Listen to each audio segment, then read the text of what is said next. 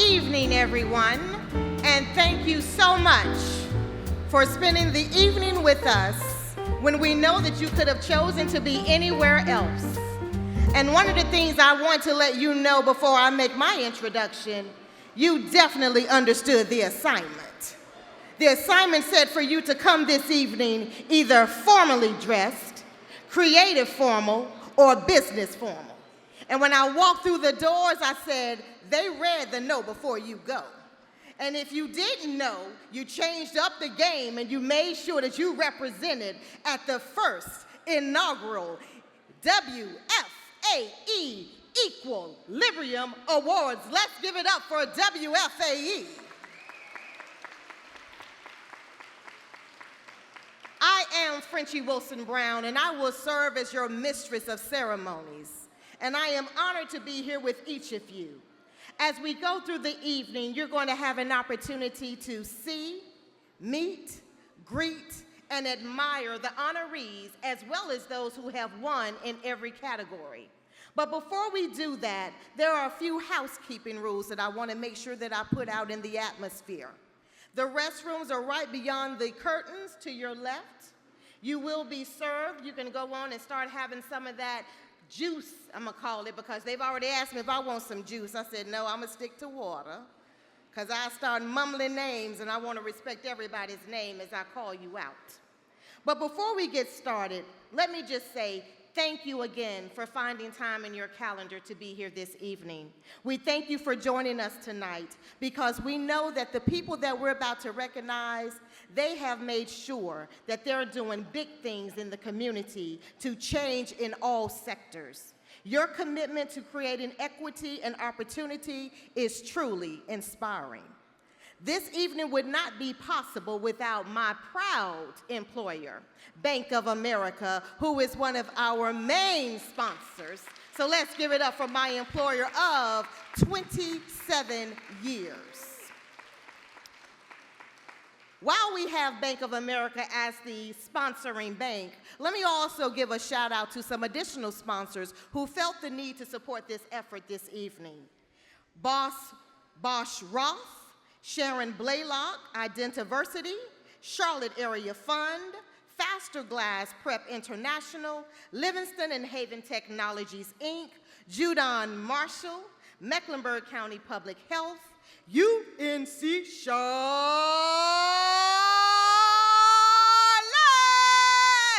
my alma mater, UNC Charlotte Urban Institute, Charlotte Regional Data Trust, and the Vietnamese Association of Charlotte. Let's give a round of applause to all of our sponsors.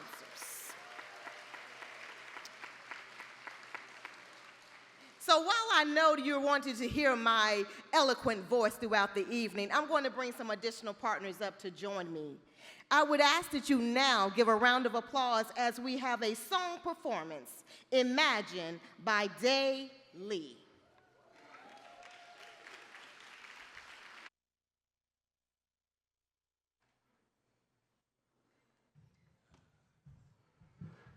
Good evening. How we doing? Good, good, good. We ready to kick things off this evening? Come on, come on, come on, come on. Are we ready to kick things off this evening? All right, all right. Yep. Y'all let him know if his wedges is good. All right, I'm just playing. All right. So again, my name is Day Lee, and I'm going to perform a song entitled Imagine. This song was birthed out of just seeing repeatedly black men be killed at the hand of police officers. And I wanted to write this song, one, because it was heavy on my heart just as a black man, but also because I believe it's going to take us all to make our society what we want it to be. No one's off the hook. And I believe that's what you all in this room represent today. So please give it up for yourself, being a part of that transformation in our city and in our society. So this is both a song of reality, but also just a song of hope. So please listen to the words, and as much as you want to, hopefully a lot, we want you to join in with us. Cool?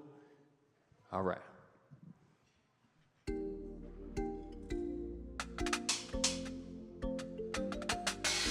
Imagine if we love more than we hate, and if we weren't judged by the skin on our face, and care for the Knicks, man, wasn't out of place, cause we all knew one day we need that same grace. Guess we gotta close our eyes and dream that better place. Our youth losing lives, guns sealing their fate.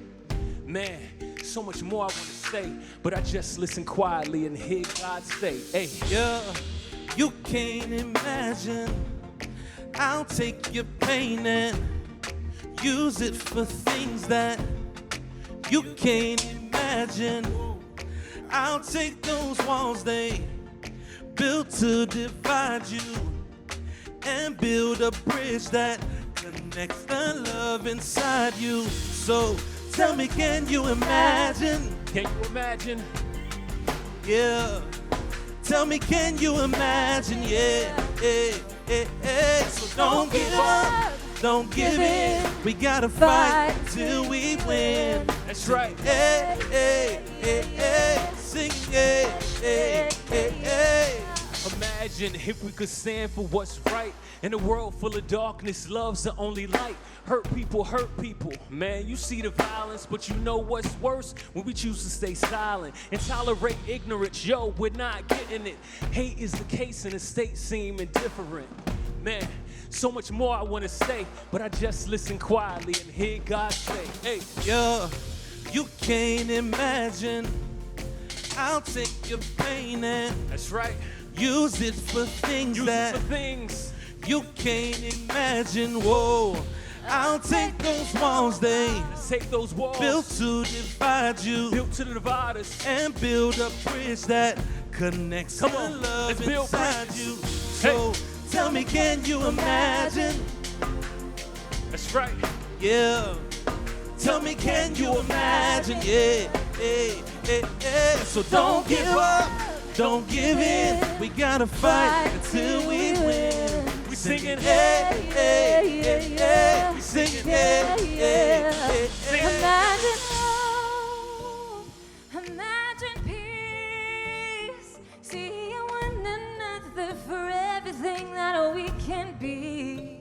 That's right. Imagine love, Imagine love, and unity. love and unity. It's all possible when we stand together. Let's start with you and me. That's right. With Are a y'all with us? big If you all, put a hand up. Come on. Hey. Tell me, can you imagine? Come on. Come on. Yeah. Tell me, can you imagine? Yeah, yeah, yeah, yeah. So don't give up, don't give in. We gotta fight till we win. Hey, hey, hey, hey. We singing, hey, hey, hey. Come on, hands up. So tell me, can you imagine? Come on, all over the building. Hey. Yeah. Tell me, can you imagine? Yeah, hey, hey, hey. So don't give up, don't give in. We gotta fight till we win. We singing, hey, hey, hey, hey. We singing, hey, hey, hey, hey. Can you? Thank you, thank you. Give it up for Brandon Sutton. Give it up for Kelly. And Tim on the drums. Thank you, WFAE. Peace.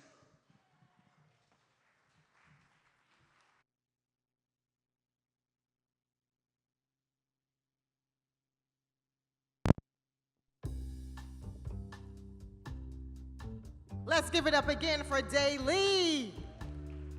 Yes, yes. So, a little bit more about Day Lee and the band. They are Grammy-nominated artists. They are an award nominee for this evening, and they are the founder of Bridge Building Consulting, Day Lee. You'll hear more later tonight about everything that he and his band have accomplished. As I told you, I'm going to share the stage with several people that are making a difference in our community. So next on the stage, you're going to have an opportunity to see El Llama de la Luna Dance Academy, which is helping to deepen the connection between their students and the Latin culture. Let's give it up for El Llama de la Luna Dance Academy.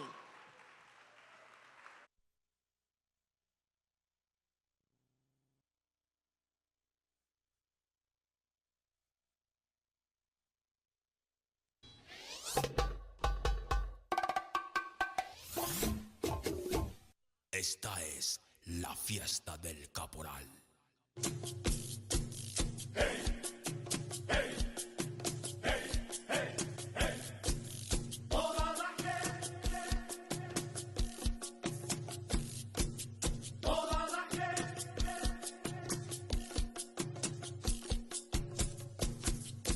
Toda la gente me está mirando porque soy caporal.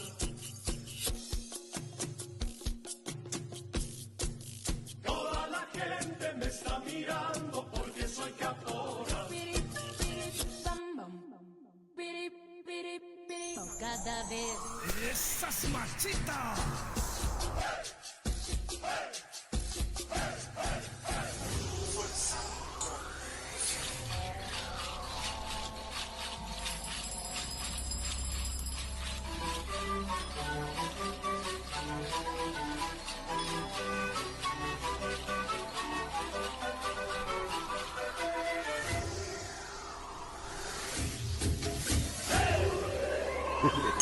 Los originales.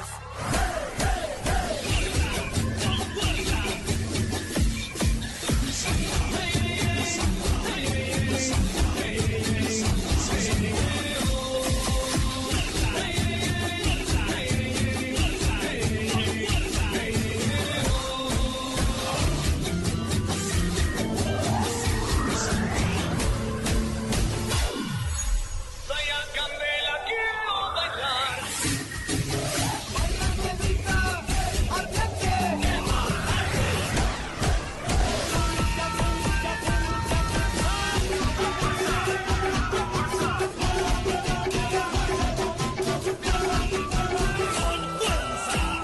Color de miel, ellos me enloquecen.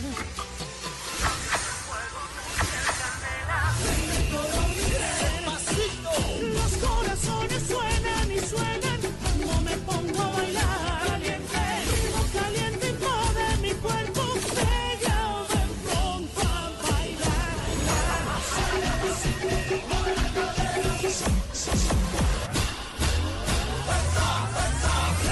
como la flor, con tanto amor me diste tú. Fuerza, Urus. Y con orgullo te lo digo, soy mujer caporal. Fuerza, fuerza. DJ Potencia. Yo sé que tienes un nuevo amor, sin embargo te deseo lo mejor. En mí no encontraste felicidad, tal vez alguien más te la dará. Como la flor, con tanto amor me diste tú, se marchitó. Me marchó, no sé perder, pero ay, cómo me duele, ay, cómo me duele. Queremos escucharlos cantar, como la flor, con tanto amor me diste tú. Dice, ay, cómo me duele, ay, cómo me duele, ay, cómo me duele. Cuando escucho esta canción, mi corazón quiere cantar así. Gregor Salto, Buda, Papayo, Mr. Worldwide, dale. Echa para allá, todo lo malo echa para allá. Echa para allá, todo lo malo echa para allá. Echa para allá, todo lo malo echa para allá. Echa para allá, todo lo malo echa para allá. Sube las manos para arriba, a gozar la vida. Bam, bam.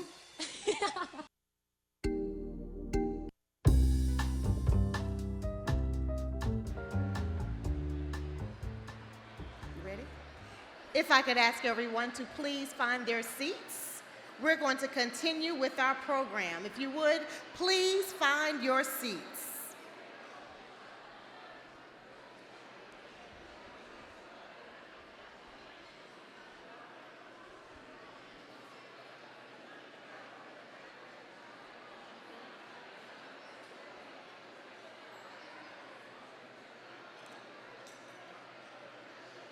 Y'all gonna make me use my teacher voice.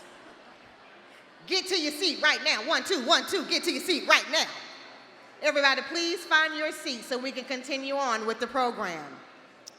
Next on the stage, I would love for you to join me in welcoming our WFAE President and CEO, Judan Marshall, and Bank of America Senior Vice President for Global Strategy and Enterprise Platforms, Luis Sosa Andrade. Please give them a round of applause as they come to the stage.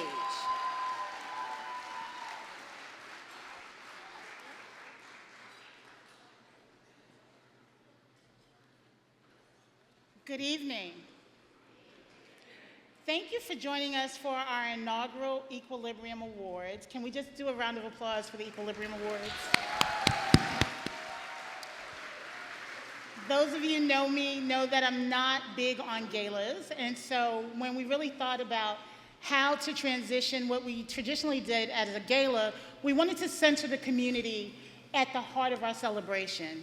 WFAE spends a lot of time trying to amplify the voices of the people in our community who are hard at work making it better. And so we thought there was no better way to do that but to make a celebration about those of you. We know that mission-driven work is hard. We're involved in it ourselves.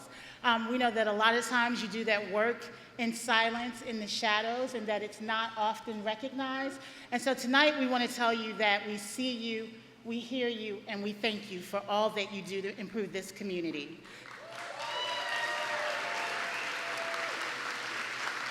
I just want to take a moment because there's a lot of work that goes into an event like this. So I will just ask the WFAE staff, our board, and our volunteers to please stand to be recognized.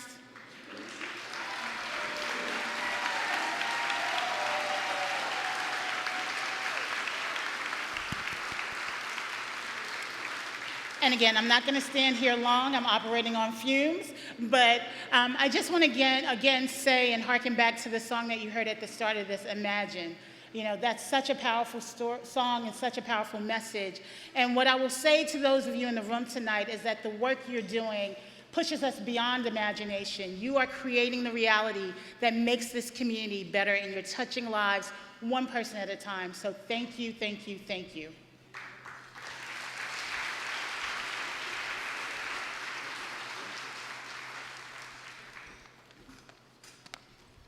Good evening, everyone. Y para mis amigos hispanohablantes, buenas tardes. My name is Luis Sosa. I am a strategy executive at Bank of America. I'm proud to be here with all of you this evening as we celebrate WFAE and the remarkable residents of our Charlotte community that have made an outstanding contribution in advancing issues of race and equity within the community. At Bank of America, we share the same passion as we understand the role that we play in influencing and driving progress around diversity, inclusion, and racial equity and economic opportunity. It's something that is important for us in financial services with our clients that we serve, with the teammates that we employ, but it's just as important that we also do it in the communities where we live, where we work, and we play. We're taking meaningful steps to drive representation at all levels of the company. And we're building a culture where our teammates feel comfortable being who they are, bringing their whole selves to work, with equal access to opportunities and career growth, regardless of their differences or their background. We're proud to partner with organizations like WFAE, who believe in diversity and inclusion, and they represent the very best in our field.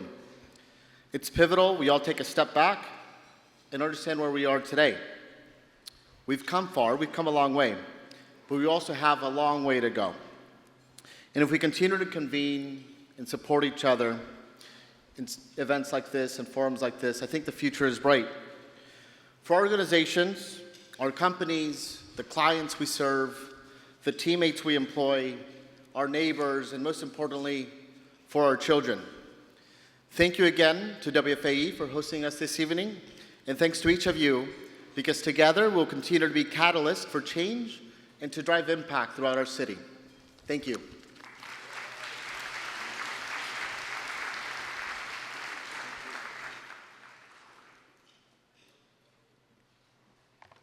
Thank you again, Judon and Luis, for those words.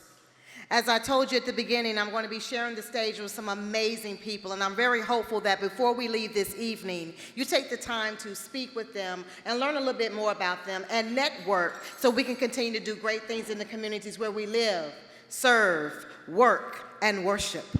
So the next young man that's going to be joining me on the stage is Mr. Nicholas Wharton, who is the president and CEO of the Charlotte Area Fund.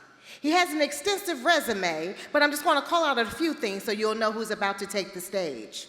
Nicholas Wharton, as the president of the Charlotte Area Fund, he has served in different capacities to focus on equity change initiatives in juvenile justice, K-12 public and private education, higher education, and the corporate sector.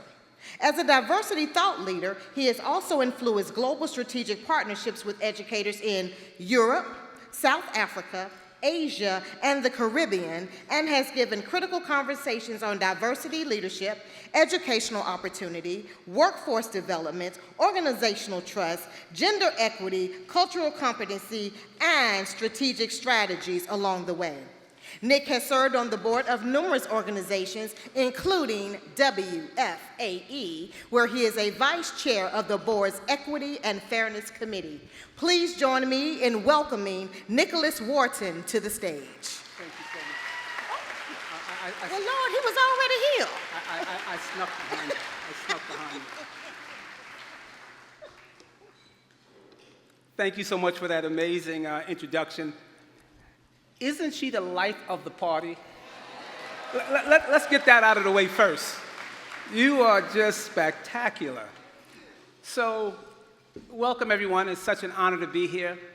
WFAE, National Public Radio, is clearly a part of my DNA. I've been an avid listener for all of my adult life. In fact, our adult children today will tell you that every Sunday when we lived in New York, on the way home, I would put on National Public Radio and listen to Click and Clack. You remember the car talk, right? And they hated it. But I didn't care, you know what I'm saying? Because it's such a wonderful kind of, it told me some things about cars, too. But before I go on, I want to say welcome to all the wonderful distinguished guests and honorees that are here. But I also want to call out my fabulous wife of over 4 decades that's here, Regina Wharton. And she is the undisputed chief executive officer of my heart. I love her dearly. And I want you to know something else, you know? And I'm sure you probably said, oh my goodness, how could she have been married for decades, right? To him, right?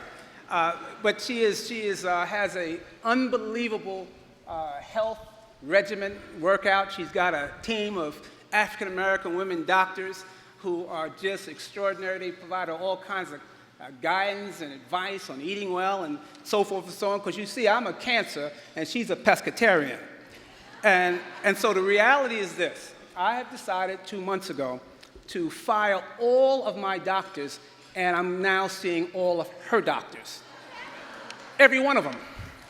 And so, guys, stay with me on this.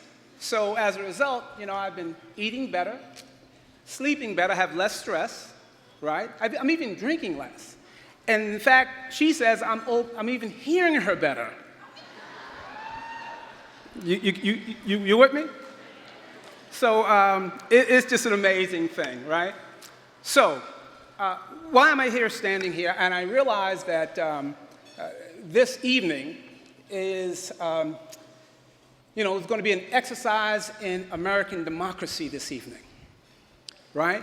This is arguably the most important presidential election of our lifetime. Having said that, I realize that this debate tonight, I'm kind of calling it the sort of Thriller in Manila presidential debate, right? In the red corner, you know, we have a candidate who believes in free market principles and, you know, funding and tax breaks for the wealthy. He's about 34 pounds overweight in this debate this evening. And then we have, in the blue corner, another candidate who also believes in the free market system. And in fact, he believes that providing incentives, tax breaks for the middle class and up is an important variable that will help drive our American economy in the state that we're in right now. So I told myself I wouldn't really talk about that this evening, other than what I just said. However, I did say I might attempt to provide a sort of moral perspective on presidential leadership that might be interesting. That's one side of it. The other side of it is that the WFAE, National Public Radio, the history of providing cultural and diverse and eclectic voices of the invisible is completely tied to the history of community action. And as you heard, I'm the president and CEO of the Charlotte Area Fund. Both those organizations started in the 60s at a quite turbulent time. Some might call it the Second Reconstruction. And in 1964, 7 years after our very own Dorothy Count Scoggins stared down mean hatred, right, in our community, and the dignified presentation of her family in an attempt to integrate Harding High School. And some of you may know this, but the publication of that experience went all over the world. And it caught the attention of one of the greatest African-American writers in the 21st century, James Baldwin. He had, at that point, had decided to all but relinquish his citizenship in the United States because he felt that white systemic racism was irredeemable. And he thought to escape to Paris. While in Paris, he's at one of his favorite cafes off the Champs-Élysées, and he sees the newspaper with all these pictures of all over the world of Dorothy Count Scoggins. He's sort of blown away and decided to recommit himself to the movement. Comes back to the United States, meet with Dr. King, and a whole lot else is history. So Charlotte, for a whole range of reasons, right, has made a global impact. In 1964, the then president, Lyndon Baines Johnson, and this is the moral courage part, in his historic War on Poverty, here's a president that, quite frankly, was a racist. This is not anything shocking I'm saying. He was born of Texas in the 40s and blocked every kind of legislation you could imagine that was about freedom and justice and making people of color whole. But somehow, through the agitation of Dr. King and others at that period, and also his keen insight about the sort of cancerous poverty that was gripping the nation, in 1964, he signed the Economic Opportunity Act. And that act created community action agencies, 1,000 community action agencies across the nation. Charlotte was one of the first. And so I stand on the shoulders of those 60 years ago, right, that it was a period when federal intervention into poverty was not questioned. It was a matter of public concern. We've shifted from that now. So those community action agencies today, 6 years later, are serving close to 15 million individuals, right? 4 million children. They're in 95% of the nation's counties, and quite frankly, they receive wide support on both sides of the aisle. Well, why is that? Contrary to what many of us think, that African Americans occupy the poverty space, in actuality, there are more white people in this country that are poorer than black. As a percentage of our community, and the Latino community, we're overrepresented. And I dare to say there are people in this room who really are connected to their own roots around poverty. We don't talk about it. We don't talk about it, right? I'll just tell you a quick story. My son, I remember he was in high school, right? And he was writing a paper, and he talked about our family, and he talked about, you know, how his family grew up. He says, my mom grew up in a middle-class environment, so forth and so on. He said, my dad grew up in a family that was temporarily out of money. I saw that paper. I crossed that out. I said, dude, we were poor with like 7 O's. And I said, share that paper. You'll be very popular. And we can talk about it, right? So the point of the matter is that that was a period of great revolution, right? 1967, the National Broadcasting Act created the National Public Radio. And their role was to provide diverse voices across this country, non-commercial driven, to ensure that the arts and education, right, and the invisible voices, right, are heard. So that's the rarefied ground we're standing on. There is a kindred public policy interdependent relationship that the Charlotte Area Fund has with the National Public Radio and WFAE. So I'm not here simply trying to get 15 minutes of fame. This is far deeper than that, right? Because we are in more than an existential struggle at this point, right? So much is at balance. No amount of firing of DE&I officials, burning diversity books, right? Stopping the forward movement is going to stop the forward movement. I just want to be clear about that, right?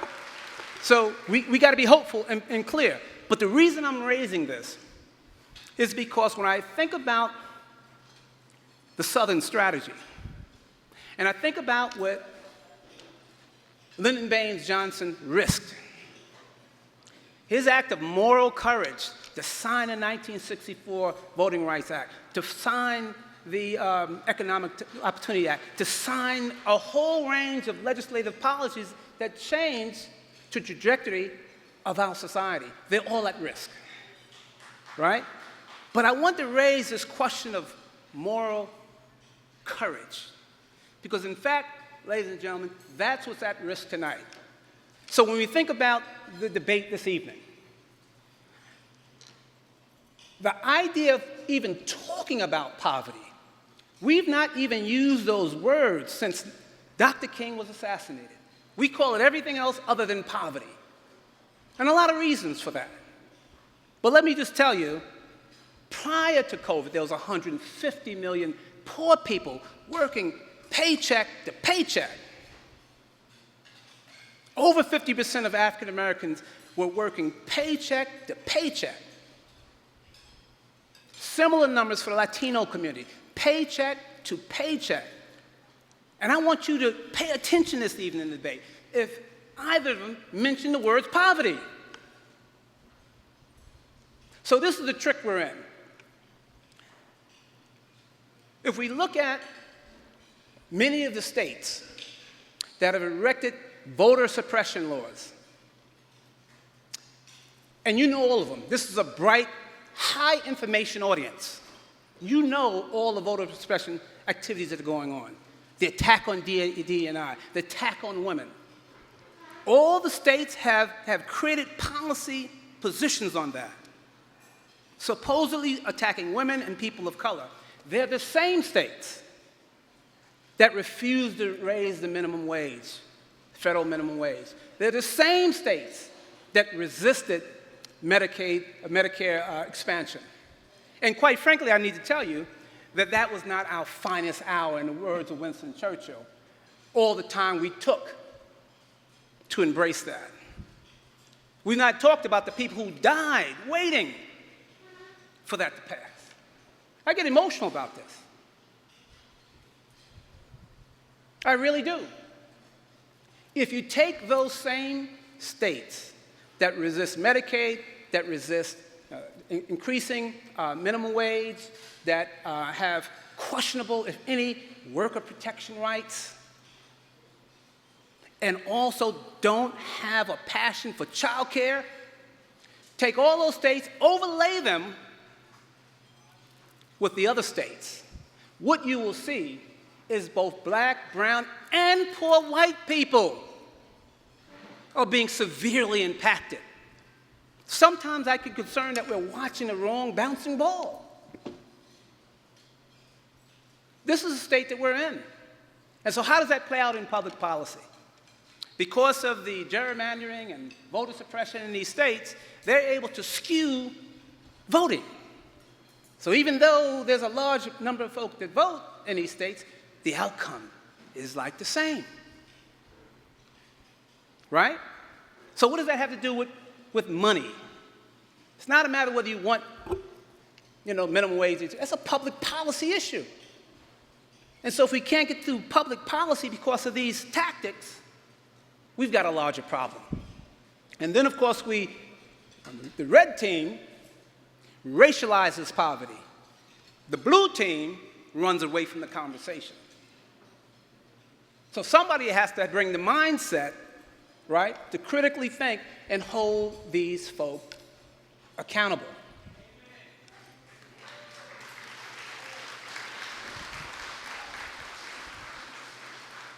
So I know my time is short, but I wanted to kind of lay that out to you. A few weeks ago, I had the great pleasure of having a national community action partnership in Los Angeles. Part of the half-day event was to go to Skid Row. Anybody been to Skid Row?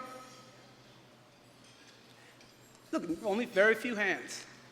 I have to tell you, when I got off the bus with a small team of also community action executives from around the country, I walked 2 blocks and I started to cry. I started to cry. There are 75,000 unhoused people in Los Angeles. In Skid Row, an approximately 7-block square radius or so, as far as I can see, the level of brokenness, children, families, pets, it was just hard to believe. But the city of Los Angeles created this space. They have cafes. They've got all kinds of things going on in this space. And a whole range. These folk in this space, we're talking about close to 4,200 people. Context. Charlotte has 3,200 so-called unhoused individuals. It's probably larger, but that's what's counted. And they're all over, you see people, you walk on by, right?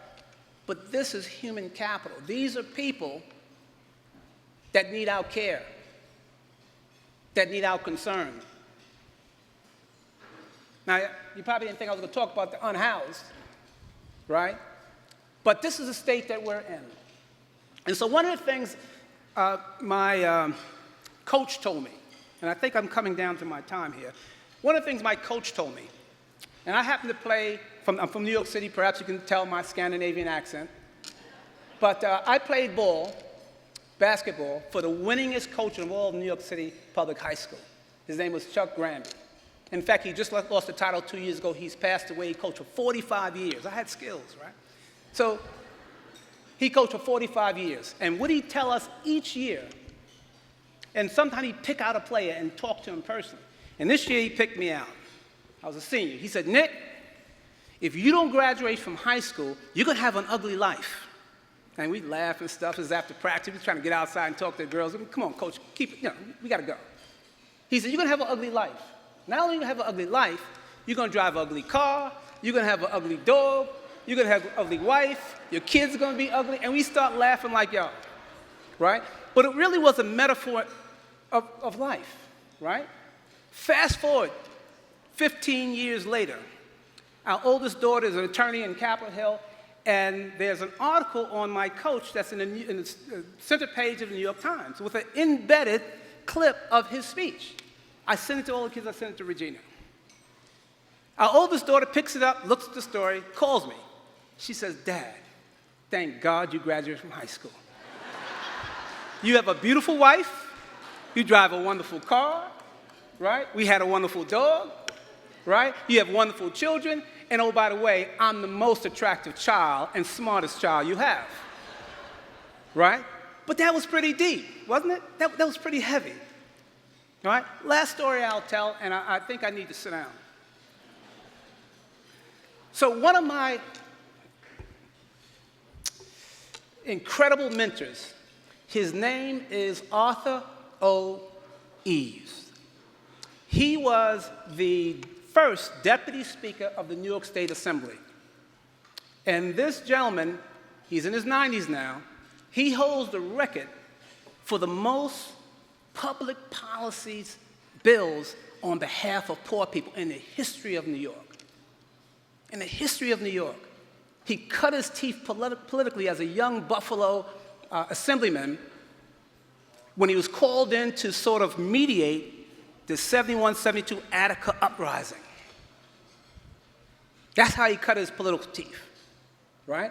And he's created higher education programs, workforce development initiatives. In fact, the program that I ended up running for 10 years in New York at the largest state university system, Binghamton University, is named after him today. All the campuses are named after him, those programs. But this is the story, and I'm going to leave you with this. He said to us on a regular basis, what you do for yourself, the education that you acquire, the jobs that you acquire, the homes that you have, right? All the wonderful things, vacations that you will have, is ultimately God's gift to you. But what you do for those in the twilight of their years, our elders, those who cannot do for themselves, those without health care, those without nutrition, those without housing, those who are really have paid their dues and they're looking to the future, and they ought to be able to exit this life with dignity.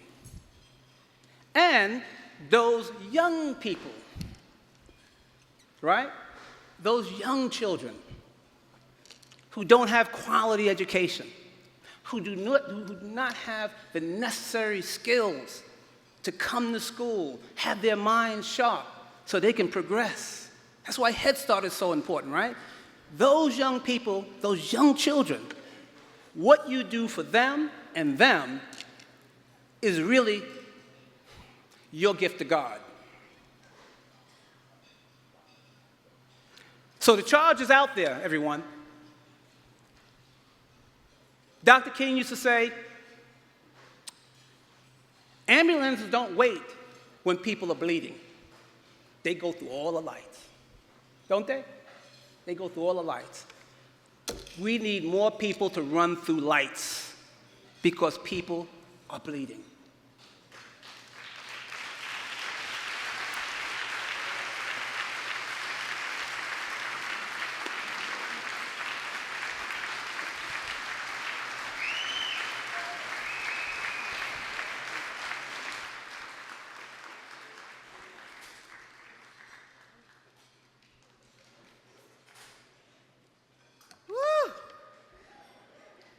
That Nick Wharton dropped some nuggets. Did y'all take your notes?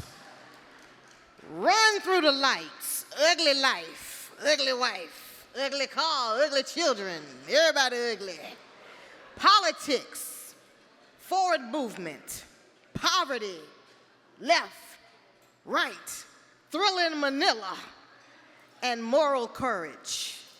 Brother, you dropped some nuggets. Let's give it up one more time for Mr. Nick.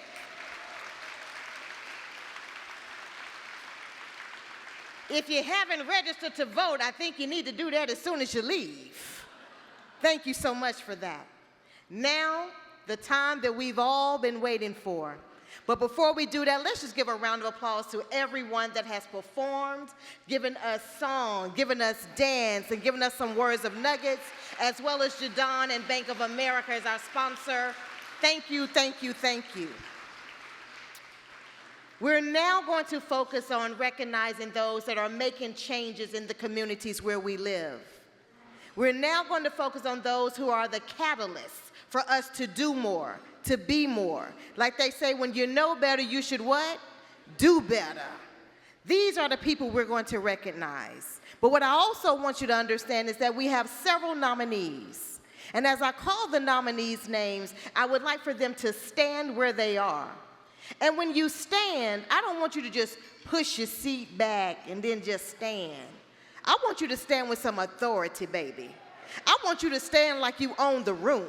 I want you to stand and say, I am here. I deserve to be here. They hung the chandeliers for me, so I might as well stand like this is all about me. And then when I call the winner will come to the stage. But let me be clear. Just because we had to narrow it down to 1 or 2 people to be a winner, that doesn't mean you're less than. Don't allow that imposter syndrome to make you think that you're not, and that you don't deserve to be here, and that you haven't earned your right to be here. Because I'm going to tell you, as I tell my people, when that happens, that is a lie from the pit of hell, because you do deserve to be here. So with that, let's proceed forward with our first category. As I call the nominees, please stand with authority. And when I call the individual or individuals who've won in that category, please make your way to the front, and we will have an opportunity to take a picture. The nominees for Arts and Culture Emerging Leaders are African American Playwrights Group,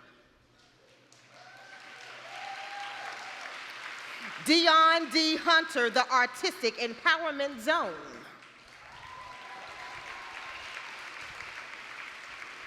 Misha Fair, Main Scale Production, Terry L. White, Charlotte Museum of History, and Natalie Grasham, QC Dance.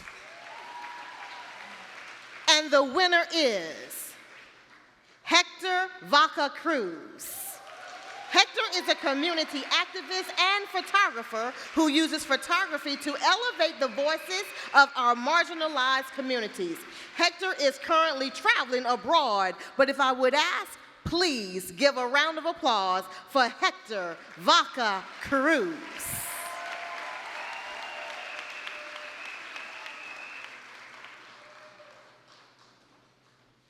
Our next category will be for the established leader. Dawn Anthony, DNA Music. Erica Chanel, and if it's Channel, I'm gonna call you Chanel. The Chanel Experience, the Vanity House. Where is Erica? And Gregory Willingham from Jazz and Soul Music. And in this category for established leader, the winners are Hannah Hassan and Sade Hassan of Epic Tribe. Yes, yes.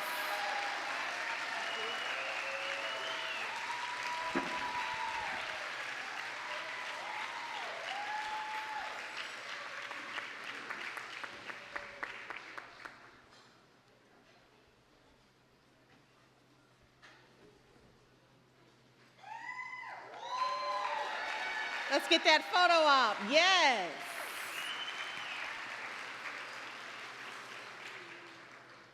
Congratulations.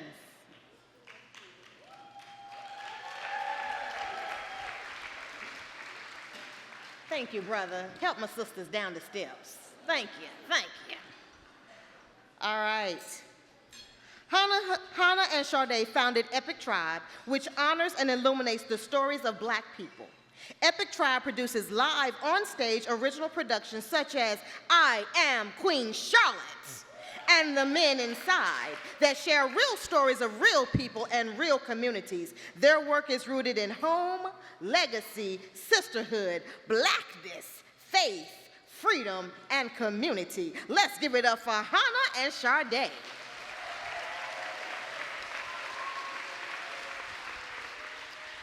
Our next category will be for the organization business is Black Girls Film Camp, and the winner is Hugh House. Accepting the award on behalf of Hugh House are founders Daly Arrington, David J. Butler, and Davida Galloway.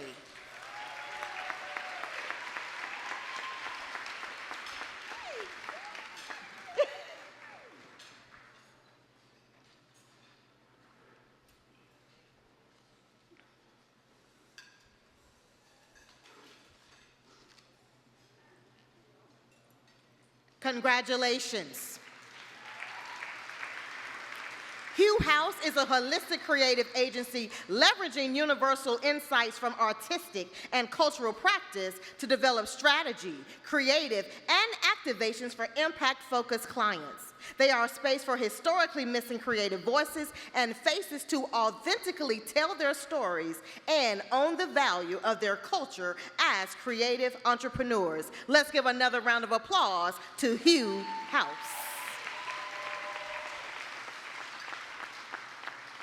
Our next category is business organization. For business organization, our emerging leader winner is Alex Bouyoy of the Vietnamese Association of Charlotte.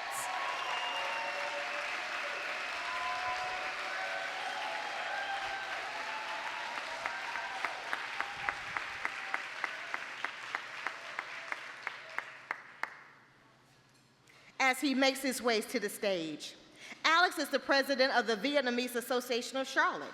He sees himself as a communicator and a connector between East and West, raising awareness of Vietnamese culture and helping to promote local Vietnamese business owners. He is focused on ensuring that the Asian community has equal access to all available resources. Congratulations again, Alex.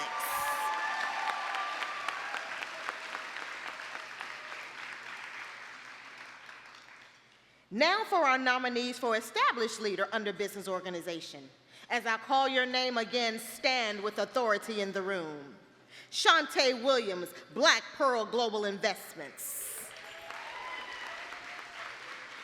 Teresa Hernandez, Pura Vida Worldly Art. Tamika Gunn, Community Link.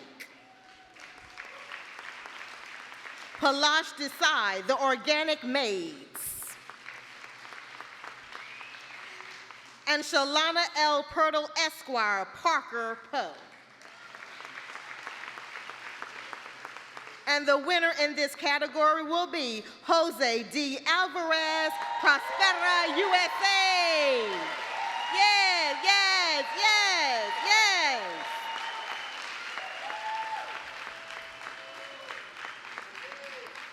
Jose Alvarez serves as the vice president for Prospera in North Carolina. He has spent more than half of his career providing business advice to Latinos and creating a ripple effect of positive impact in their quest to integrate into the American system and become economically independent through their entrepreneurial endeavors. Let's give it up again for Jose D. Alvarez.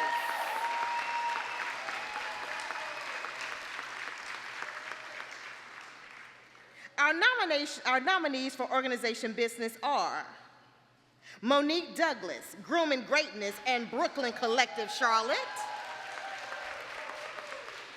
Refugee Support Services,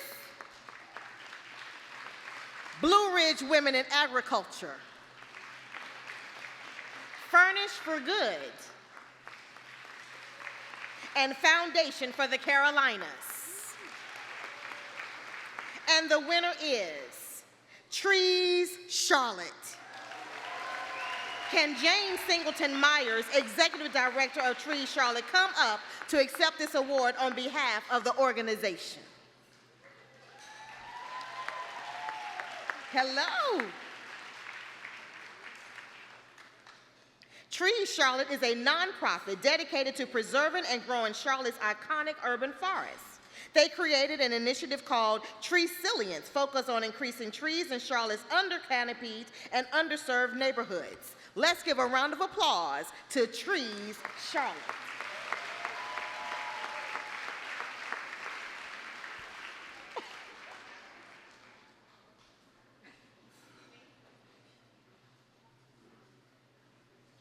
Thank you, ladies.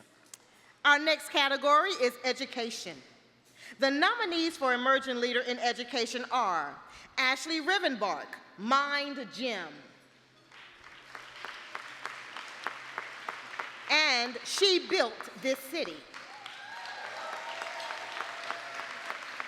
The winners are Maggie Deneen and Nicole Rojas, Queens University of Charlotte, Emerging Leader. Nicole Rojas will be accepting the award for both herself and Maggie Deneen because Maggie Deneen is out of the country making a difference.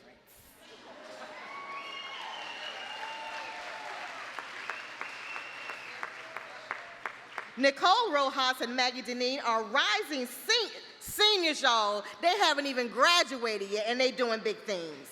Rising seniors at Queen's University of Charlotte. I will not hold that against you that you did not go to UNC Charlotte, but I'm going to keep reading my notes right here. Yes, yes. They traveled to the border of El Paso, Texas, to learn firsthand accounts of migrants' journeys and personal stories. Deneen and Rojas interviewed people at the border and in Charlotte. As a result of the project, they have been invited to speak at local communities and universities. Thank you for making a change locally, domestically, and abroad. Let's give a round of applause again to Maggie and Nicole, our seniors at Queen University.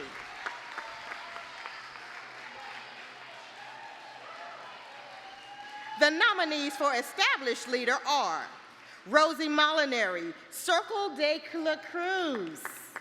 And I said that incorrectly. Let me get that one right. Circle de Luz. There we go. Get me right. That's that brand. You don't just let people call you. Okay, I'm about to go off. Call it right. If you're going to say it right. Daly Arrington, Bridge Builder Consulting. Cheryl Harris Curtis, Johnson C. Smith University. Shamaya K. Haynes, QC Family Tree, Inc., and Charlotte Community Think Tank. Nora Gomez Saxon, South Mecklenburg High School. Cheryl Turner, Sugar Creek Charter School. And Fannie Stewart Shaw, Communities in Schools, Charlotte Mecklenburg. And the winner is Mike Raylon, Palisades High School.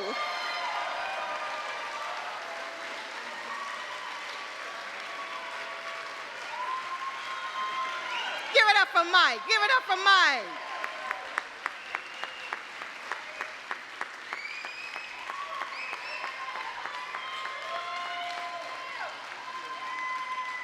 Love it.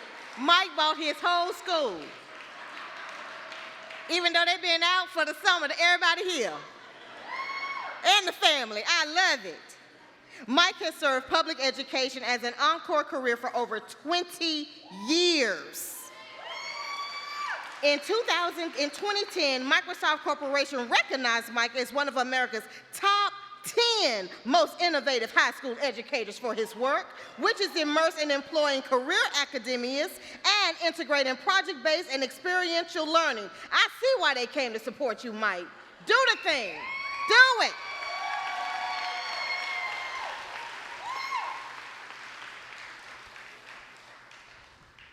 Congratulations. Yeah. This one right here, can you put her check in the mail? This one right here got you. Yes. Yes. Love it, sis. The nominees for Organization Business are La Escuelita Bilingual Preschool, the Center for Racial Equity in Education, Dominique Bosick Arrington, AAA Therapeutic Farm and Live, Learn, Play nonprofit preschool, Ebony Lockett, Harvesting Humanity, LLC, and Dante and the Wilson Believe Fund. Wilson, we might be some kin. We might be. And the winner is Theater Gap Initiative. Can Corey Mitchell, founder of Theater Gap Initiative, come up and accept this award on behalf of the organization? Hey, hey. Yes.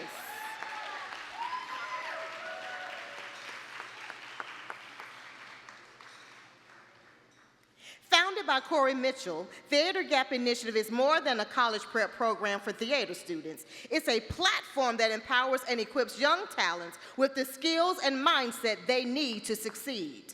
Theater Gap Initiative takes a holistic approach to getting its students college ready, fostering their personal growth and their artistic development. Let's give it up again, Corey Mitchell and the Theater Gap Initiative.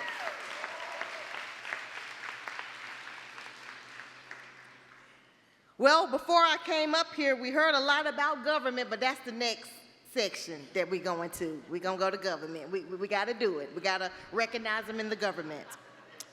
The winner for Emerging Leader in Government is Jumae Brown of the City of Concord. Jumae is not able to be here tonight, but I want to tell you a little bit about Jumae. Jumae serves as a diversity, equity, and inclusion strategist for the 10th largest city in the state of North Carolina. As a one-person department, Jumae ideates and leads all the internal DEI learning and development. She believes, or I don't know, I want to make sure I give the right gender, so I'll stick with Jumae, because I want to get it right. Jumae believes that knowledge, open-mindedness, and understanding are essential tools to address many social ills. She ensures that the community is involved in all of her work and believes equitable solutions is how we advance all people and society as a whole. Again, let's give it up for Jumae with Diversity, Equity, and Inclusion for Brown of the City of Concord. In the same category for government, the nominees for established leaders are Chantel Balknight-Thompson, City of Concord. And the winner for this particular category is our very own Charlotte Mayor Vi Lyles. Mayor Lyles is not able to be here tonight, but let me just give you a little bit of her background. She's been at the forefront of propelling the city towards a future where quality of life and equal opportunity are accessible to all.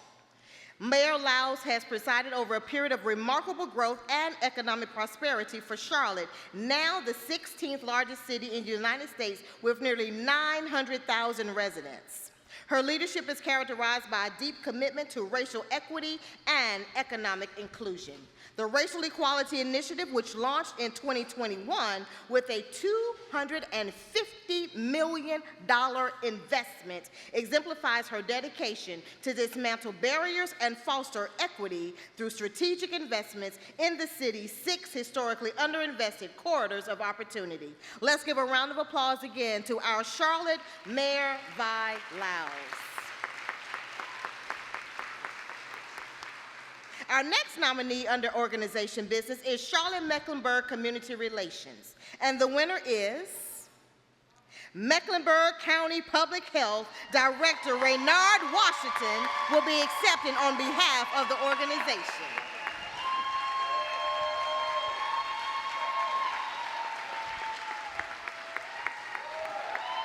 Way to go, Mecklenburg County Public Health.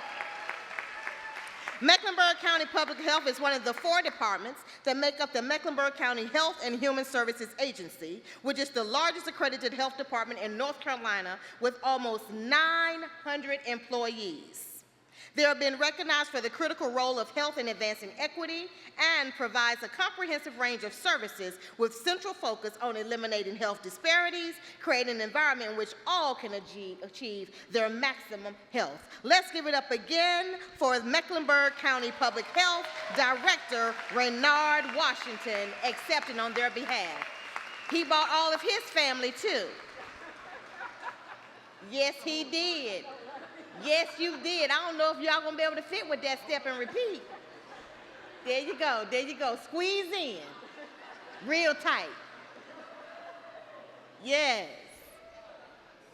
Yeah, hug them, baby, hug them. Love on them a little bit.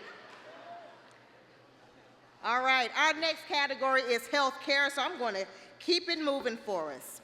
The nominee for Healthcare Emerging Leader is Gabriela Francisco, Novant Health. And the winner in this category is Keon Lewis of Cabarrus Health Alliance. Keon is not here for us tonight as he too is out of the country making a difference. Keon serves as the equity coordinator for C4 Innovations. In his role, Keon works strategically to help organizations achieve equity by establishing an environment that promotes success for staff and clients. Keon's professional experience also includes contributing to the development of the Mecklenburg County Department of Public Health COVID Ambassadors Initiative and launching the annual CHASM Summit, Cabarrus Health Alliance, to highlight the importance of incorporating equity-based practices into the public, private, and nonprofit sector. Let's give a round of applause again for Keon Lewis.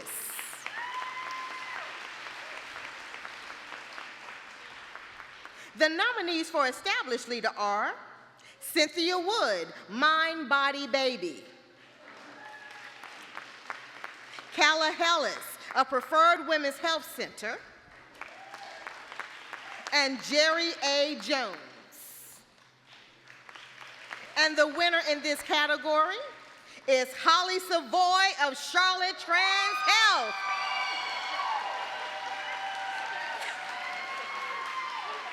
Come and get it, Charlotte girl. Come and get it. Come and get it. Holly. Dr. Holly Savoy is a licensed psychologist in private practice with over 20 years of clinical experience. She specializes in working with the LGBTQ+ adolescents and adults and is deeply involved in the LGBTQ+ advocacy. She also serves as the executive director of Charlotte Trans Health, a nonprofit multidisciplinary collective of healthcare professionals focused on increasing access to competent, gender-affirming care. Through grant funding, CTH is able to offer free medical and mental health services to and underinsured transgender and gender diverse individuals in our local community. Give it up for Holly Savoy of Charlotte Trans Health. I'm gonna circle that word again, free, F-R-E-E, yes. The nominees for organization business are Mental Health America of Central Carolinas and Contegra Health. And the winner in this category will be Piedmont Black Nurses Association. Can Tammy Woods, board president of the Piedmont Black Nurses Association, come up to accept this award on behalf of the organization?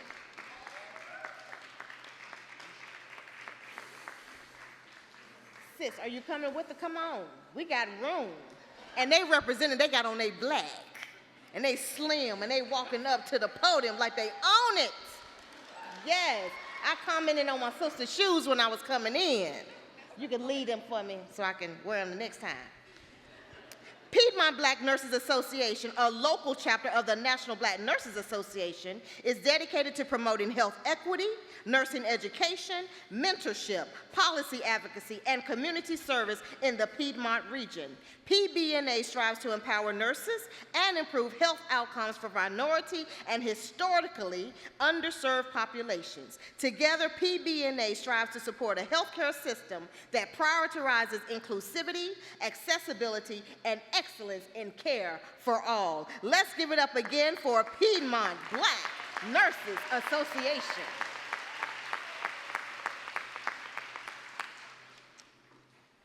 And now we will move to the category of social justice community advocacy. Let's start with the nominees for the emerging leaders. Toy Watson, Urban Core of the University of North Carolina at Charlotte.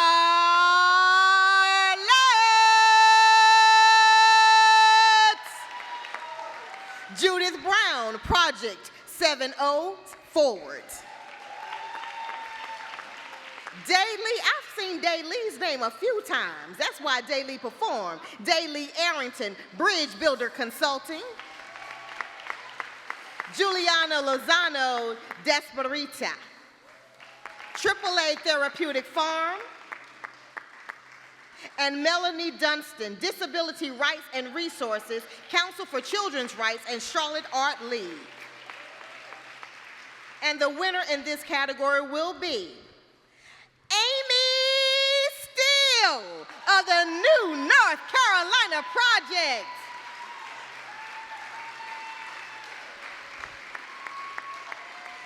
Now walk it out, now walk it out, now walk it out, now walk it out, now. Hey, hey, hey.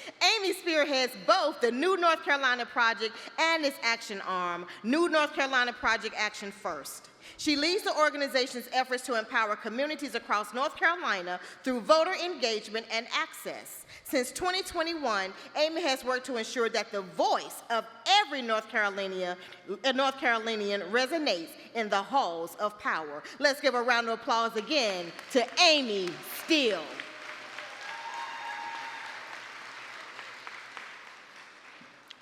Next up are the nominees for Established Leader.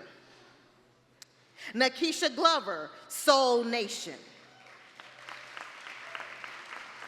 Melanie Dunstan, Disability Rights and Resources, Council for Children's Rights and Charlotte Art League. Dana A. Dre, Veterans Bridge Home. Dalee Arrington, Bridge Builder Consulting. Catherine Furman Sellers, United Way of Charlotte. Lori Corsney Branter, Uptown Farmers Market, Nourish Up and Roof Above. Carrie Christian, Families Forward Charlotte. Lucretia Carter Berry, Brown City. Julie V. Rodriguez, Commonwealth Charlotte. Alicia S. Brown, For the Struggle. Virginia Coville, Leading on Opportunity. Terry Lansdale, Bike Walk North Carolina and the Charlotte-Mecklenburg Planning Commission. Tom Hanchett, History South. Pam Jones, Unity and Community, North Mecklenburg. Delia Michelle Montalvo, Dahlia Grove. Jane Burtz. Chuck Collier, Racial Equity Cabarrus. And Shemaye K. Haynes, QC Family Tree, Inc. and Charlotte Community Think Tank. And the winner in this category will be Gina Esquivel of the Lee Institute.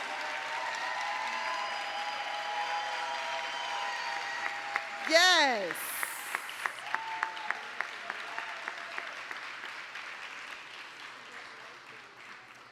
Gina is a thought partner and leader in integrating community voice, representation, and choices. As the principal consultant for Civic Canvas, she delivers workshops, trainings, and coaching for individuals and organizations to access their readiness and theory of change. Let's give a round of applause again for Gina Esquivel of the Lee Institute.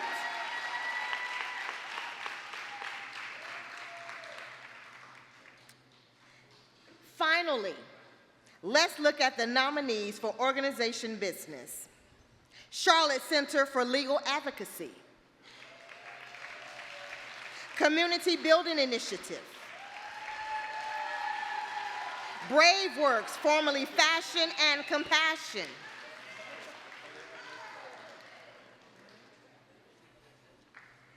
And the nominee for Healthcare Emerging Leader is Gabriela Francisco, Novant Health.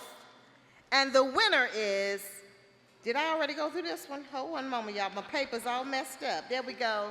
There we go. And the winner is Disability Rights and Resources. Accepting on behalf of the organization is Disability Rights and Resources Board Chair, Suwan Trung.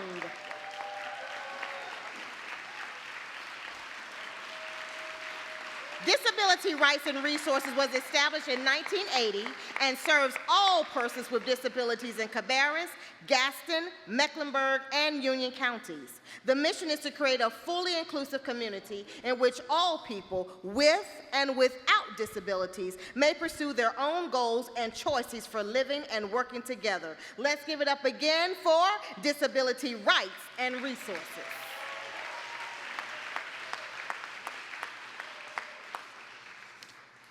Our next category is sports.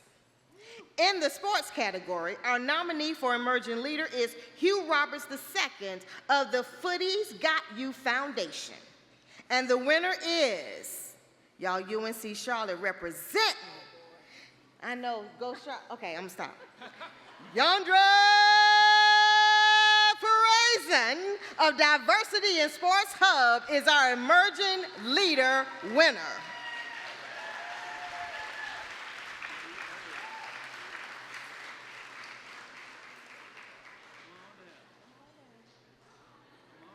You see how he walking it in, he's showing you that UNC Charlotte swag. You gotta just take your time with it, you gotta drag that leg a little bit. That's how you do it.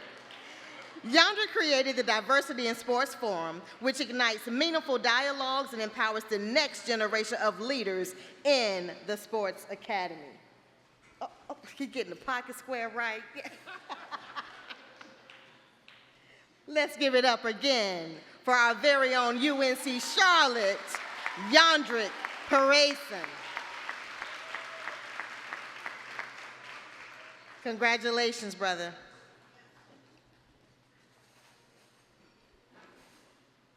Our next nominee for Established Leader is Fred Whitfield of Hoop Tea Charities.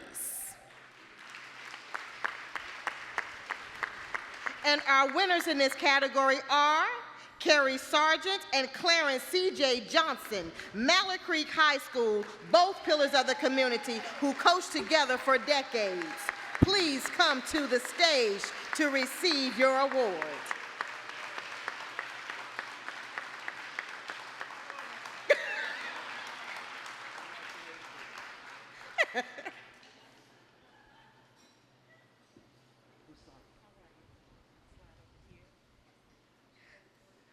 Over the last 40 years, Kerry has been involved in many organizations that serve our youth. He coached AAU boys basketball for 30 years with the Charlotte Sonics Nets and was inducted into the Charlotte Sonics Hall of Fame and the North Carolina AAU Hall of Fame.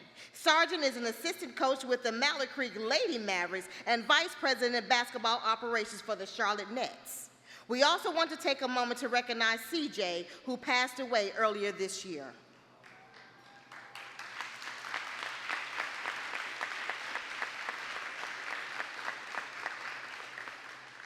Johnson was a beloved basketball coach and friend to many in the Charlotte community. In 2009, Johnson became the head basketball coach at Mallard Creek High School, and his team won many season and conference tournaments. He was also involved in developing the AAU in Charlotte. Our hearts go out to him and his family and to all who loved him. Can we give them both a round of applause?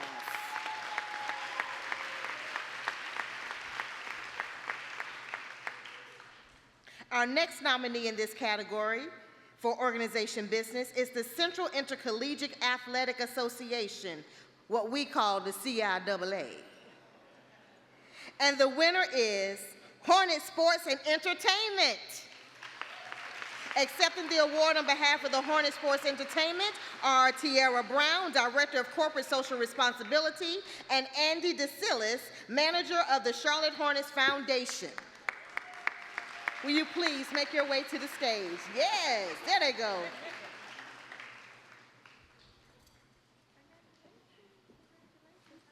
Hornet Sports and Entertainment, which includes the Charlotte Hornets, the Greensboro Swarm, Hornets Venom GT, and the Charlotte Hornets Foundation, seeks innovative ways to make a difference in the community through partnerships, charitable giving, and social projects across 4 key pillars. Those 4 key pillars are education, hunger, military care, and wellness, as well as in the areas of social justice and economic mobility. Let's give a round of applause again to Hornet Sports and Entertainment.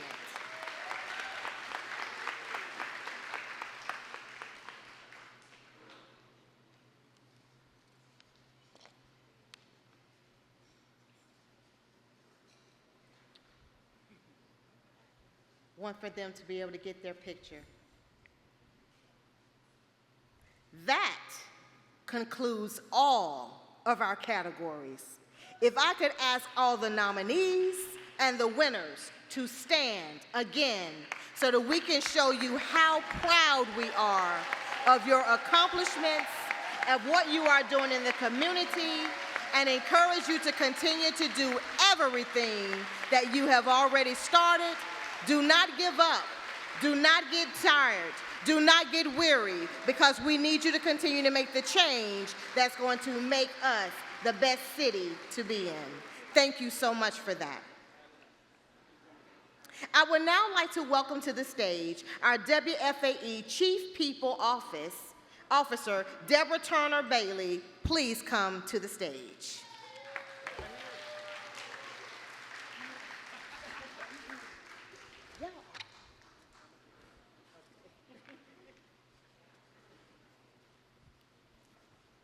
Hello, everyone. How are you doing this evening? I'm Deborah, the Chief People Officer at WFAE. And as we looked at the more than 100 nominations that we received, it was clear to us that some nominees' work transcended multiple categories or sectors. And as a result of that, we created 3 special honors that reflect the impact and reach of their work. Our first award, the Catalyst Award, goes to Charles Thomas.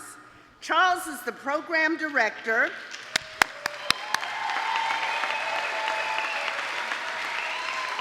at the Knight Foundation. As the name suggests, Charles is an activator and an agent of change. He is at the center of critical conversations on equity and opportunity. And you can see the fruits of his labor as he funnels much needed resources to numerous organizations. He facilitates partnerships and amplifies and extends work that might otherwise go under-resourced. So all of you've done these kind of announcements before, and the first part of the bio is the formal part, but I want to tell you a little bit more about Charles. He is a professional photographer. Charles co-published a book of photography and stories with an author, Valeda Fullwood, entitled Giving Back, a tribute to generations of African-American philanthropists.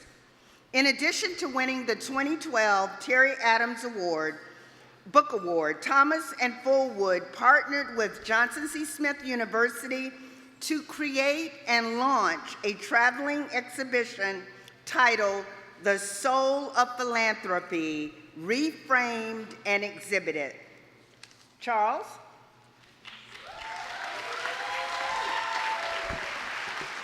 Thank you so much. Thank you so much, Deborah. And I just want to start by saying how grateful I am for this award. I want to thank WFAE and the selection panel for this.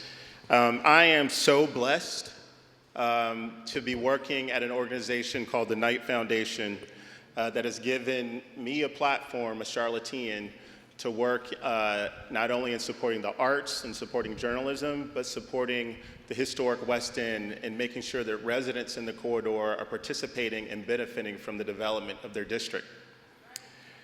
So it is an honor to do this work in a city where I was raised by a single mother who was given an opportunity to advance and take care of her son through access to public and affordable housing, access to great schools like Billingsville Elementary, Randolph Junior High, East Mecklenburg High School, and access to the arts and teachers who became my mentors and guides.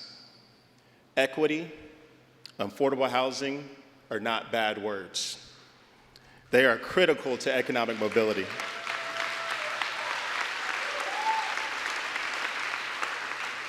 And I'm grateful to my mom who couldn't be here tonight because she is performing Terry at the Charlotte Museum of History, singing songs and sharing stories of the history of the civil rights movement. Because to achieve equity, it's critical that we understand our past. And I'm grateful to my beautiful wife, Michaela Ayarinde Milburn Thomas, who not only takes care of our family and our household, but is an inspiration as an artist, because she has this vision for creating a more beautiful world.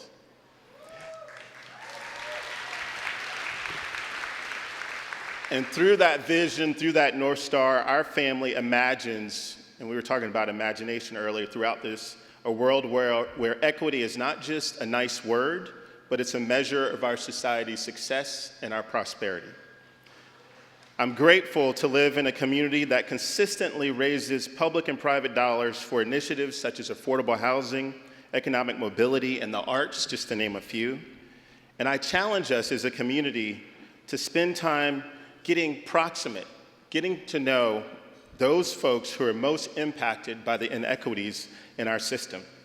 I challenge us to pay residents. I challenge us to pay artists who live in our corridors to lead the change work that they know needs to happen. I challenge us to invite those residents and artists to join us in the fundraising efforts, to be at the decision-making tables when we're crafting strategies and policies to advance equity, and then pay them to implement the work. We're not tapping fully into our potential if we do otherwise. And how will we change systems that have been in place for hundreds of years? And so the work that we do in the historic West End has been grounded in these principles of making sure that the residents are leading the work. I'm so proud of the work of organizations that you've heard here tonight, but groups like the Westside Community Land Trust, For the Struggle, Historic West End Partners. There are only a few organizations that Knight Foundation funds in the West End, and they're all residents of that corridor being paid to do the work to advance their districts. And so in closing, I also want to give thanks to my giving circle. It's called the New Generation of African American Philanthropists. They're the publishers. They are the publishers of the book that was mentioned in the introduction. In my giving circle, where we give $1 a day, and we take all that money and the $365, pull it together with 70 people, and we give out a few $1,000s in grants each year. But we do it as a community and as a family, and I've been in that giving circle since 2011, and that's where I learned about equity, that's where I learned about trust-based philanthropy, and the value in investing in Black-led nonprofits. So again, thank you so much for this wonderful award. I want to honor all of the nominees. You guys are doing amazing work, and I want to thank WFAE through the leadership of Jadon Marshall, who, oh my goodness, the amazing work that you're doing with WFAE.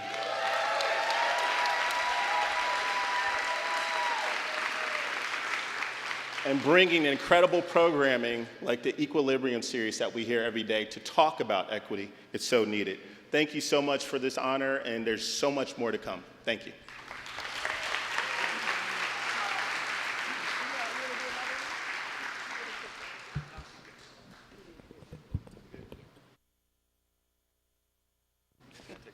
Yeah.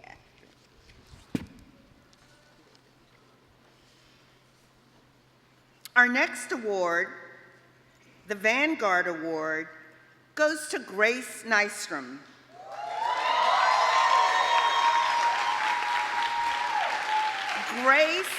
Grace is the market executive for Bank of America. This award recognizes Grace's pioneering leadership in her field, but also her work in the community, which has impacted numerous organizations, including the Latin American Chamber of Commerce, the Latino Leadership Council, and the Carolina Small Business Development Fund. Grace has been a pivotal part of the bank's Charlotte market team, and she brings significant experience from her time within the company, most recently leading the bank's Hispanic Latino arts and culture, among other strategic initiatives or strategic priorities with the company and the greater Charlotte community. She will continue overseeing those efforts with the marketing team as she moves into her new leadership role. So we'd like to welcome Grace Nystrom to come up and accept her Vanguard Award.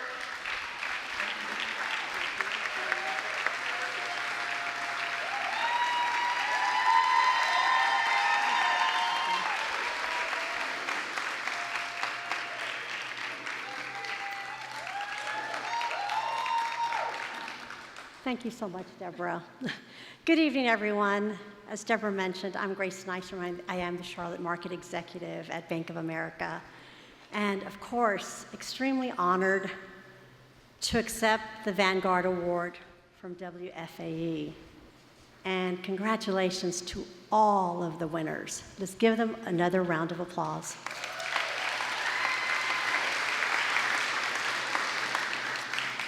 This recognition is meaningful to me. It represents a collective effort toward racial equity and equality, a cause that is both deeply personal and important to our community.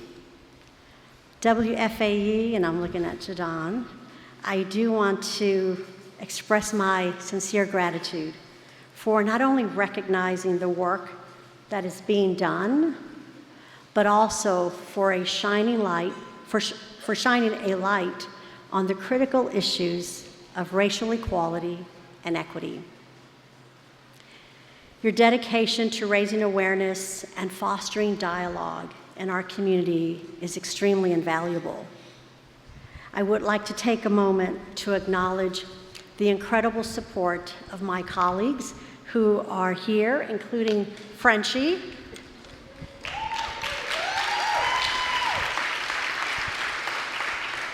all of my friends, I see y'all throughout the room, my mentors, and of course, my family, my husband and our 2 kids. Your encouragement and belief in the mission of equity have been instrumental in every step of this journey. Receiving the Vanguard Award is not just a personal achievement, but a reflection of the collective efforts of many who are committed to challenging the status quo and advocating for meaningful change. In my role, I have had the privilege of working alongside passionate individuals and organizations dedicated to creating a more equitable world. Together, we have implemented innovative practices and strategies that redefine how we address and promote equity within our organizations and communities. This journey has not been without its challenges, but it is these challenges that we find opportunities for growth and transformation. The path toward equity is paved with courage to question, the creativity to innovate, and the commitment to act. At Bank of America, we have embraced these principles through initiatives that promote diversity, that promote equity, and promote inclusion at every level of our organization, and I know my colleagues can attest to that. Our focus on creating a workplace where everyone feels valued and has equal access to opportunities is fundamental to our mission. It is my hope that our efforts inspire others to take bold steps in their organizations and communities. Thank you once again for this incredible honor. Let us continue to work together to inspire each other and to create this place that we call home, where equity and equality are not just aspirations, but realities for all. Thank you.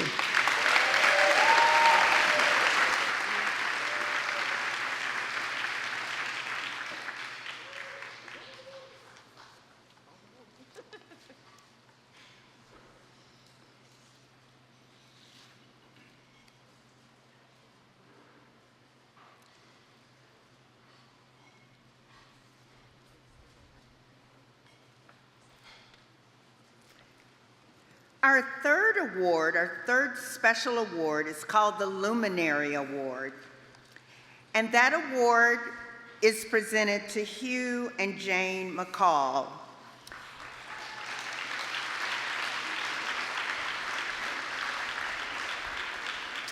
Hugh and Jane are traveling out of the country and not here to accept that award tonight, but we will look for an opportunity to present that to them and to honor them for the work that they have done within our community.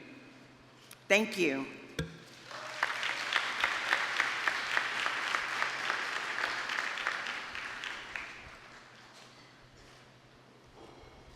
Let's give another round of applause to those special recognitions that we just heard.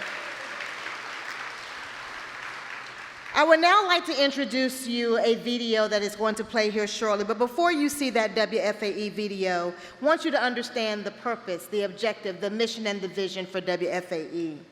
They're committed to covering issues of race and equity that impact all sectors of our community.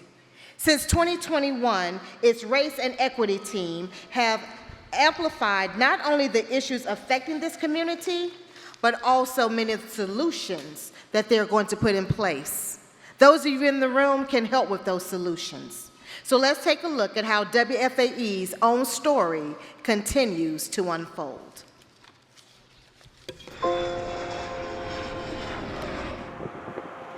About 10 years ago, there was a study put together that looked at economic mobility across the biggest metropolitan areas in the country. Of all of the metropolitan urban areas that they looked at, Charlotte was 50 out of 50 for economic mobility.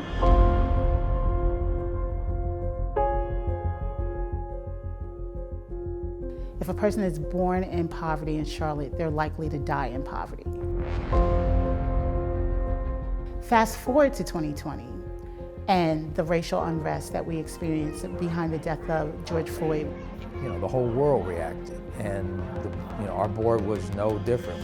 And we felt compelled that we needed to do something. And that inspired us to go out and do a special campaign to raise enough money to hire dedicated reporters for that race and equity work.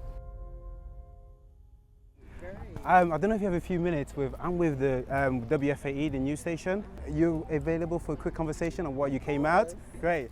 I'm gonna get a chair as well.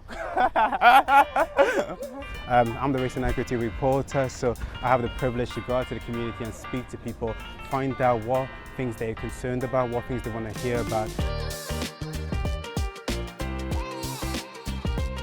You know, everyone has a voice, it's just that their voices haven't been given the attention that it deserves, and so we're really focusing on uplifting those voices and perspectives that need to be heard because they're powerful. This conversation is about what we want to be and who we are. Along with our reporting, we have an event series called EQUALibrium Live, which seeks to bring members of our community together with leaders, experts, and our reporters to talk about race and equity issues that matter to them. So we talk about tough issues, but we also use it as an opportunity to celebrate with our communities. The race and equity team has been on the scene and been on the case to tell the stories, and the community has responded in a phenomenal way.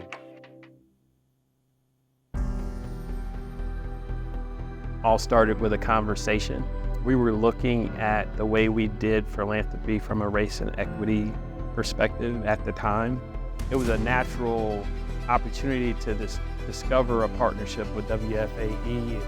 I think that WFAE and the journalists have done a great job of deepening the conversations and allowing us all to be aware so that we can really start to figure out what are the solutions, what can we do better, and how we really remove that barrier. Clearly I see, the work that WFAE does and, in general, and the work that is being done with this race and equity team in particular, will contribute to making Charlotte better. Our role is to amplify the great work, the voices of the people who live here, and there's a lot to be inspired by.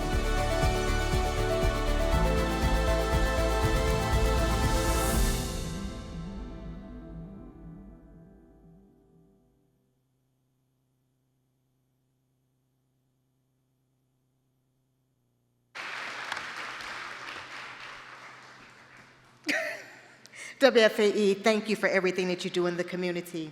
We will now have an opportunity to hear from our WFAE Equity and Fairness Committee Chair, Richard Lancaster.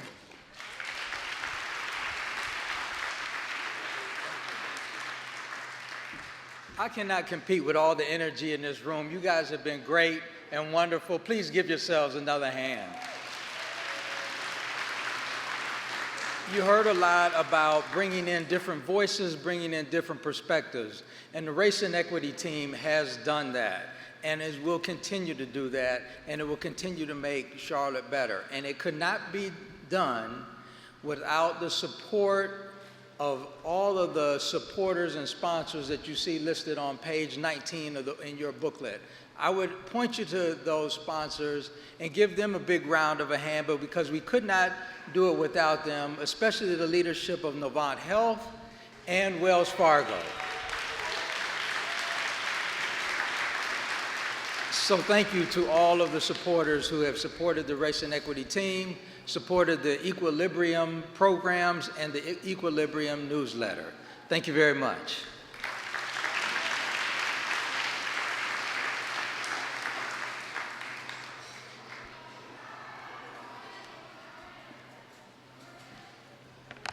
Thank you so much, Richard. We appreciate your words there. And thank you to all of the sponsors, everyone that is listed in the book, so make sure you take that with you. We're now going to have an opportunity to hear from our I don't know what words to use because I think I've had an opportunity to hear them before. So we're now going to have spoken word and visual artist Shane Munier and Lady V. We're going to have spoken word performance by Shane and Lady V. So if you would, please make your way to the stage.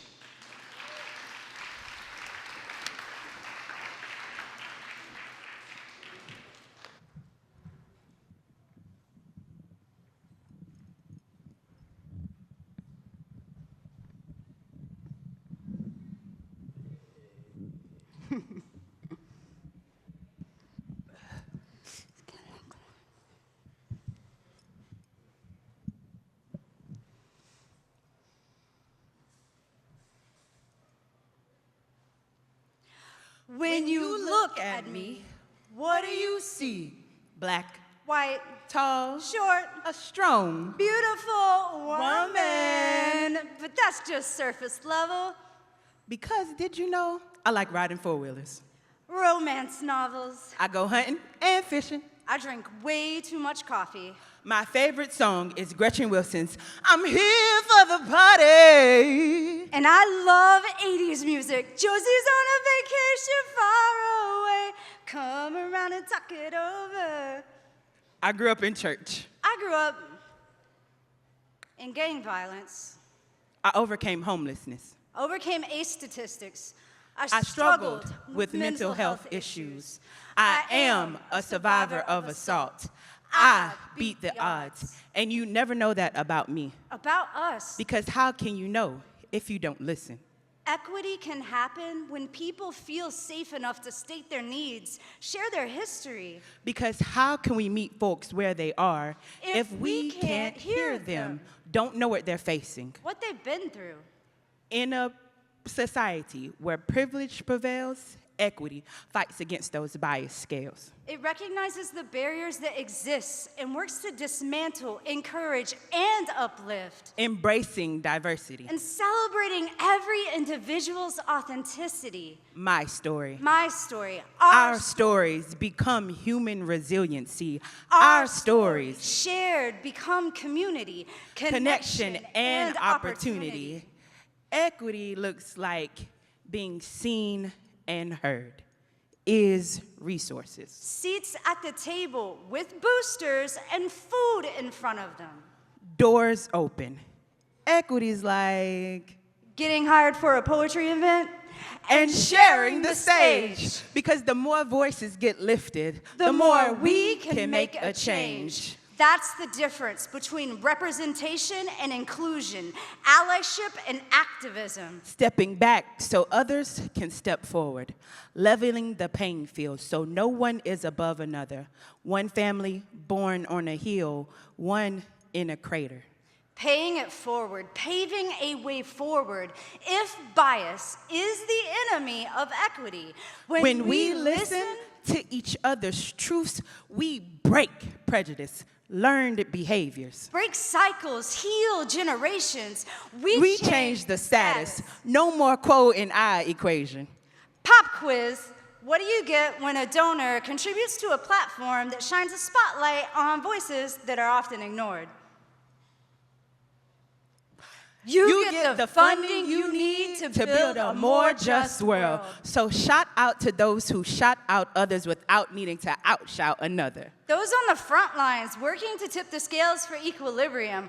When you choose to support the mission to create quality journalism that informs, engages, and inspires, you make a decision to be a bridge for your neighbors who are stranded, feel as isolated as an island. you become a gateway, a railroad that doesn't need to run underground, one where resources aren't hidden but found. So thank you for continuing the work to create a world that's fair, where every voice is heard. Everywhere, together, Together. we will champion equity, for it's not just a dream, but a necessity to create a world of equitable opportunity. Thanks, y'all.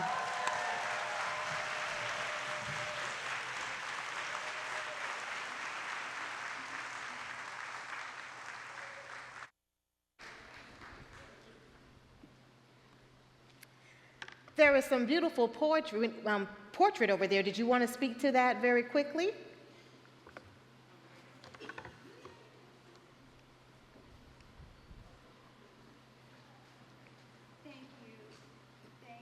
Thank you. Oh, there we go. All right. I can get loud now. I'm little, but I'm loud. All right. Thank y'all so much for having us. Lady V, and my name is Shane Maynard, and I also live paint.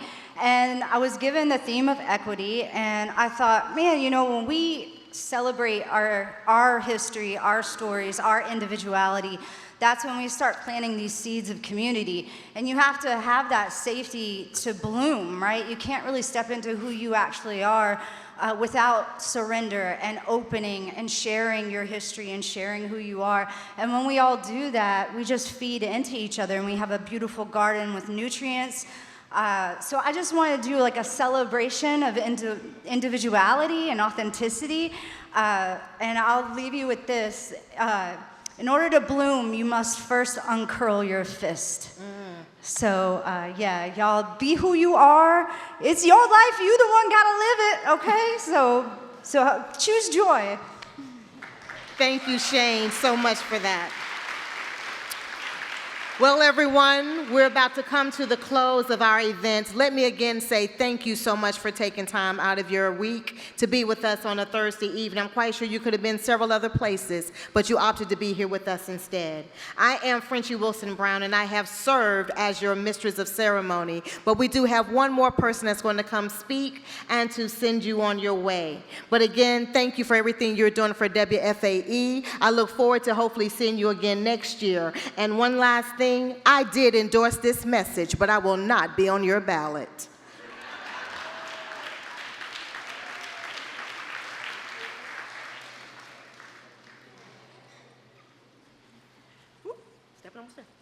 Good evening. My name is Candace Johnson, and I serve as the Executive Director at WFAE for Membership and Major Giving.